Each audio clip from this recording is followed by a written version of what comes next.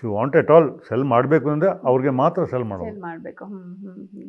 So ಅದೊಂದು ಲಾ. ನಾನು ಮೊನ್ನೆ ಪ್ರೆಸ್ ಕಾನ್ಫರೆನ್ಸಲ್ಲಿ ನಾನು ಹೇಳಿದ್ದು, ನಾವು ನಮ್ಮ ಸ್ನೇಹಿತರು ಸಹ ಇದ್ದರು, ನಮ್ಮ ರಾಯ್ ಬೋಪಣ್ಣ ಮತ್ತು ಸಿ ಕೆ ಪೂವಯ್ಯ, ಅಪ್ಪಯ್ಯ ಎಲ್ಲ ಇದ್ದರು. ಸೊ ನಾನು ಹೇಳಿದ್ದೀನಿ.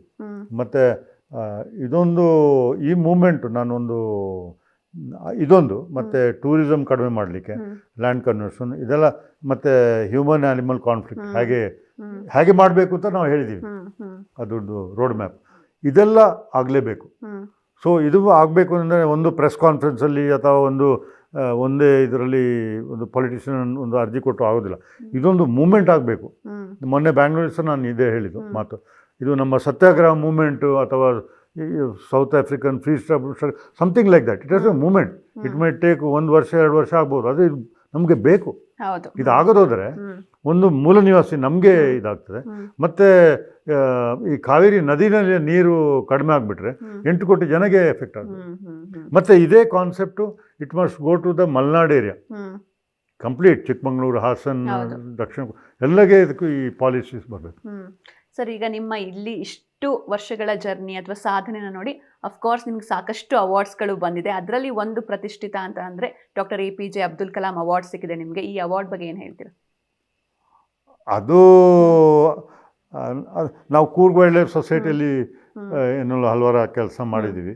ಮತ್ತು ನಮ್ಮ EHF ಕಡೆಯಿಂದ ಸ್ವಲ್ಪ ಎನ್ವೈರ್ಮೆಂಟ್ ಮತ್ತು ರೈನ್ ವಾಟರ್ ಹಾರ್ವೆಸ್ಟಿಂಗು ಮತ್ತು ಇದೆಲ್ಲ ಮಾಡಿ ಇದರೆಲ್ಲ ಅವರು ಗೌರ್ಮೆಂಟ್ಗೆ ನಾವು ಸ್ಟೇಟ್ ಅವಾರ್ಡ್ ಆ್ಯಕ್ಚುಲಿ. ಬಟ್ ಆವಾಗ ಅಬ್ದುಲ್ ಕಲಾಂ ಅವರು ಬಂದಿದ್ದರು. So it is called Abdul Kalam award. It's only state award. So ಇನ್ನು ಬೇರೆ ಯಾವೆಲ್ಲ ಪ್ರಶಸ್ತಿಗಳು ಬಂದಿದೆ ಸರ್? ಅಂದರೆ ನೀವು 24 ವರ್ಷ ಮಿಲಿಟರಿಲಿ ಕೂಡ ಇದ್ರಿ. ಸೊ ಅದೆಲ್ಲ ಸೊ ನಮಗೆ ಬೇರೆ ಇದು ಕೂರ್ಗ್ ವೈಲ್ಡ್ ಲೈಫ್ ಸೊಸೈಟಿಗೆ ನನಗೆ ಒಂದು ಅವಾರ್ಡ್ ಸಿಕ್ತು. ನಾವು ಅಧ್ಯಕ್ಷ ಇರುವಾಗ ಕೂರ್ಗ್ ವೈಲ್ಡ್ ಲೈಫ್ ಸೊಸೈಟಿಗೆ ಸಹ ಒಂದು ಅವಾರ್ಡ್ ಸಿಕ್ತು, ಕರ್ನಾಟಕ ಸ್ಟೇಟ್ ಫಾರ್ ಎನ್ವೈರ್ಮೆಂಟ್. ಮತ್ತು ನಮ್ಮ ಡಾಕ್ಟರ್ ಚೆಂಗಪ್ಪ ಅವಾರ್ಡ್ ಇದೆ, ನಮ್ಮ ಭಾಳ ವೆರಿ ಫೇಮಸ್ ಡಾಕ್ಟರ್ ಚೆಂಗಪ್ಪ, ಅವ್ರದ್ದು award. Is no more, his award I got. Then I got Coorg wildlife ಸೊಸೈಟಿದು ಅವ್ರದ್ದು ಅವಾರ್ಡ್ ಸಿಕ್ತು. ಮತ್ತು ಒಂದು ಕುಂಡಿಹೊಂಡ ಫ್ಯಾಮಿಲಿ ಹಾಕಿ ಟೂರ್ನಮೆಂಟ್ ಆಯಿತು, ಆವಾಗ ಅವ್ರದ್ದು ಅವಾರ್ಡ್ ಸಿಕ್ತು. ಮತ್ತು ನಮ್ಮ ಮರಾಠ ರೆಜಿಮೆಂಟ್ದು ಒಂದು ಅವಾರ್ಡ್ ಸಿಕ್ತು ರಿಟೈರ್ಮೆಂಟ್ ಆದಮೇಲೆ. ಮತ್ತು ಇವಾಗ ಆರ್ಮಿ ಚೀಫ್ ಆಗಿದ್ದಾರೆ, general chief, army chief general Seth. ಅವರು ಯಾವಾಗ ಸದರ್ನ್ ಆರ್ಮಿ ಕಮಾಂಡರ್ ಆಗಿದ್ದರು, ಅವರು ಕೊಡಗಿಗೆ ಬಂದು ಒಂದು 5 ಜನರಿಗೆ ಮೆಡಲ್ ಕೊಟ್ಟರು. ಸೊ ಆವಾಗ ನನಗೆ ಸಹ ಸಿಕ್ತು, ನಮಗೆ ಮೇಜರ್ ನಂದ ಮತ್ತು ಬೇರೆ ಎಕ್ಸರ್ವಿಸ್ಮೆನ್ಗೆ. ಸೊ ಹಾಗೆ ಸರ್, ಈಗ ನಿಮ್ಮ ಆಫ್ಟರ್ ಅಂದರೆ ಲೈಫ್ ಆಫ್ಟರ್ ರಿಟೈರ್ಮೆಂಟ್ ಇಷ್ಟೊತ್ತು ಮಾತಾಡಿದ್ವಿ.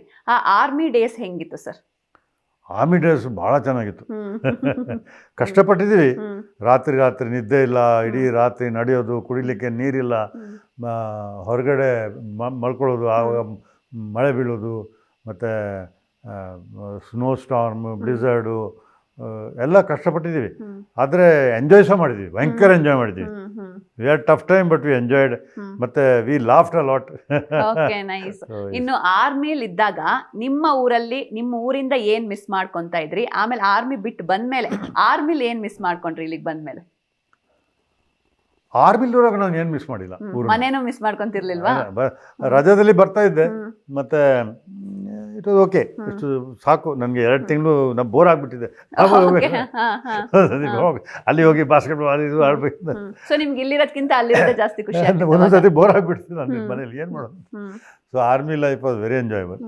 ಮತ್ತು ಬಟ್ ಇವಾಗ ಬಂದ ಮೇಲೆ ಸಹ there enough to keep me busy. So ಈಗ ಆ ಲೈಫ್ನ ಮಿಸ್ ಮಾಡ್ಕೊತೀರಾ ಸರ್?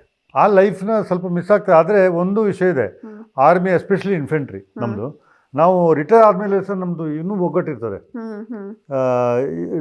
ಆಲ್ಮೋಸ್ಟ್ ಡೈಲಿ ನಮ್ಮದೊಂದು ಜವಾನ್ ನನಗೆ ಕಾಲ್ ಮಾಡ್ತಾನೆ. ಇವನೊಂದು ಮಿಸ್ ಕಾಲ್ ಇದೆ, ನೀವು ಮಾಡಿಲ್ಲ ಅವ್ರಿಗೆ. ನಮ್ಮ ಆಫೀಸರ್ಸ್ ಕಾಲ್ ಮಾಡ್ತಾರೆ, ನಾವು ಕಾಲ್ ಮಾಡ್ತೀವಿ, ನಮ್ಮ ವಾಟ್ಸಪ್ ಗ್ರೂಪ್ ಇದೆ. ಮತ್ತು ಒಂದು 8 ವರ್ಷ ಮುಂಚೆ ನಾನು ಹಾಗೆ ಒಂದು ನಾವು ನಮ್ಮ ಮದುವೆಗೆಲ್ಲ ಇನ್ವೈಟ್ ಮಾಡ್ತಾರೆ ಇವರು, ಅವ್ರದ್ದು ಮಕ್ಕಳದ್ದು ಮದುವೆಗೆಲ್ಲ. ಮದುವೆಗೆ ಹೋಗಿ ನಾನು ಒಂದು ಗೆಟ್ ಟುಗೆದರ್ ಮಾಡುವಂತ ಮಾಡುವಂತ ಹೇಳಿದ್ರು. ಸೊ ನಾನು ಕರೆದೆ ಅಲ್ಲ. ಇಲ್ಲಿ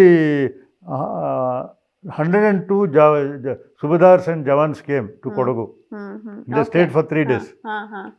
so we had great time. ಇಲ್ಲೂ ಕೂಡ ಎಂಜಾಯ್ ಮಾಡಿದ್ರೆ ರಾಧಾ ಅದೆಲ್ಲ ಟೂರಿಸ್ಟ್ ವಾಪಸ್. ಹೋಮ್ ಅಲ್ಲಿ ಒಂದು ಇದೆಲ್ಲ ಅವ್ರನ್ನ ಮಾಡ್ಕೊಂಡು ದೆನ್ ಭಾಳ ಖುಷಿಯಾಗಿ ಹೋದ್ರು ಅವರು. ಇಲ್ಲೆಲ್ಲ ಪಾರ್ಟಿ ಮಾಡಿಕೊಂಡು ಮತ್ತೆ ನಾವು ಹೋಗ್ತಾ ಇದ್ವಿ ಬಾಂಬೆಯಲ್ಲಿ ಹೋಗ್ತಾ ಅಲ್ಲಿ ಗೆಟ್ ಟುಗೆದರ್ ಮಾಡ್ತಾರೆ. ನಾನು ಬಂದಿದ್ದೀನಿ ಅಂತ ಓ ಬಾಜಾ ಬಂದಿದ್ದೀನಿ ಸ್ವಲ್ಪ ಡ್ರಿಂಕ್ಸ್ ಎಲ್ಲ ಹಾಕ್ಕೊಂಡು. ಮತ್ತೆ ಡೆಲ್ಲಿ ಹೋದ್ರೆ ನಮ್ಮ ಆಫೀಸರ್ಸ್ ಇರ್ತಾರೆ, come sir will sit. That camaraderie ಇದಂದ್ರೆ ಆರ್ಮಿದು ಅದೊಂದು ಭಾಳ ವಂಡರ್ಫುಲ್ಲು. ರಿಟೈರ್ ಆದ್ಮೇಲೆ ಸಹ ಅದು ಆ ಕಾಮ್ರೇಡ್ಶಿಪ್ ಬಿಡೋದಿಲ್ಲ. ಪದೇ ಪದೇ ರಿಯೂನಿಯನ್ಸ್ ಎಲ್ಲ ಇದ್ದೇ ಇರುತ್ತೆ. ಸರ್, ಈಗ ನಿಮ್ಮ ಪರ್ಸನಲ್ ಲೈಫ್ ಅಂತ ಬಂದ್ರೆ ನಿಮ್ಮ ವೈಫ್ ಎಷ್ಟು ಸಪೋರ್ಟಿವ್ ಆಗಿದ್ದಾರೆ? ಆಗ ನೀವು ಆರ್ಮಿಲ್ ಇದ್ರಿ, ಅಂದ್ರೆ ಮಿಡಲ್ ಅಲ್ಲಿ ಬಂದ್ ಹೋಗ್ತಾ ಇದ್ರಿ, ಆಗ ನಿಮ್ಮ ಅವರ ಕಮ್ಯುನಿಕೇಶನ್ ಯಾವ ರೀತಿ ಎಲ್ಲ ಇರ್ತಾ ಇತ್ತು? That time also the support was always there. And now also wife is quite supportive. Only sometimes she says ತುಂಬಾ ಹೊರಗಡೆ ಆಯ್ತು, ಸ್ವಲ್ಪ ತೋಟ ಸ್ವಲ್ಪ ನೋಡಿ ಸ್ವಾಮಿ ಹಾಗೆ ಸ್ವಲ್ಪ. Otherwise all fine. ಸೊ ನೀವು ಆರ್ಮಿಲ್ ಇದ್ದಾಗ ಇಲ್ಲಿ ಮಕ್ಕಳನ್ನ ವೈಫ್ನ ಎಲ್ಲ ಮಿಸ್ ಮಾಡ್ಕೊಂತ ಇರ್ಲಿ? ಯಾಕಂದ್ರೆ ನೀವು ಹೇಳಿದ್ರಿ ನಾನು ಏನನ್ನೂ ಮಿಸ್ ಮಾಡ್ಕೊಂತಿರ್ಲಿಲ್ಲ, ಅಲ್ಲೇ ಆರಾಮಾಗಿದ್ದೆ ಅಂತ. Not really. ಅದು ಓನ್ಲಿ ಥಿಂಗ್ ಇಸ್ ನಾವು ಅಲ್ಲ ಆರ್ಮಿಯಲ್ಲಿ ಓನ್ಲಿ ಫೀಲ್ಡ್ ಏರಿಯಾದಲ್ಲಿ ವೈಫ್ ಫ್ಯಾಮಿಲಿ ಸೆಪ್ರೇಟ್. ಪೀಸ್ ಸ್ಟೇಷನ್ಲಿ ದೇವರ್ ವಿತ್ ಮೀ. ಓಕೆ, ಅಲ್ಲೇ ಇದ್ರು ನಿಮ್ಮ ಜೊತೆ. ಸೊ ಓನ್ಲಿ ನಮಗೆ ಓನ್ಲಿ ಪ್ರಾಬ್ಲಮ್ ಆಗಿದ್ದು ನಾವು ಶ್ರೀಲಂಕಾ ಹೋಗುವಾಗ ಇವರೆಲ್ಲ ಸಣ್ಣ ಇಬ್ಬರು.